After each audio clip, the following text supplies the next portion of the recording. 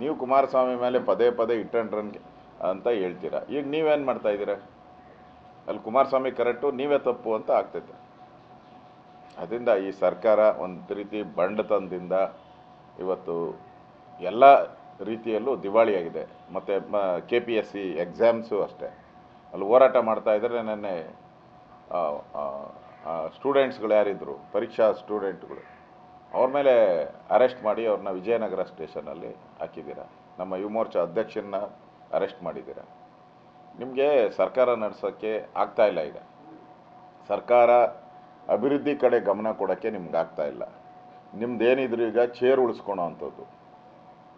ಅದಕ್ಕೋಸ್ಕರ ನೀವು ಸರ್ಕಾರ ಏನು ಕರ್ತವ್ಯಗಳನ್ನು ಮಾಡಬೇಕಾಯಿತು ಅದೆಲ್ಲವನ್ನು ಬಿಟ್ಟು ನಿಮ್ಮ ಚೇರ್ ಉಳಿಸ್ಕೊಳಕ್ಕೋಸ್ಕರ ಕಾಂಗ್ರೆಸ್ ಪಾರ್ಟಿ, ಕಾಂಗ್ರೆಸ್ನಲ್ಲಿ ಅಧಿಕಾರ ಇರ್ತಕ್ಕಂಥ ಮುಖ್ಯಮಂತ್ರಿಗಳು ಎಲ್ಲರೂ ಕೂಡ ಅದೇ ಕೆಲಸದಲ್ಲಿ ನಿರತರಾಗಿ ಕರ್ನಾಟಕದಲ್ಲಿರುವಂಥ ಎಲ್ಲ ಅಭಿವೃದ್ಧಿ ಕಾರ್ಯಗಳು ಪ್ರಾರಂಭನೇ ಆಗಿಲ್ಲ, ಆಗಿದ್ರೂ ನಿಂತೋಗಿದೆ. ಈ ಪರಿಸ್ಥಿತಿ ಕರ್ನಾಟಕದಲ್ಲಿ ಇದೆ. ನ್ಯೂಸ್ ಫಸ್ಟ್ ನಿರ್ಭೀತಿಯಿಂದ ನಿಮ್ಮ ಪರವಾಗಿ.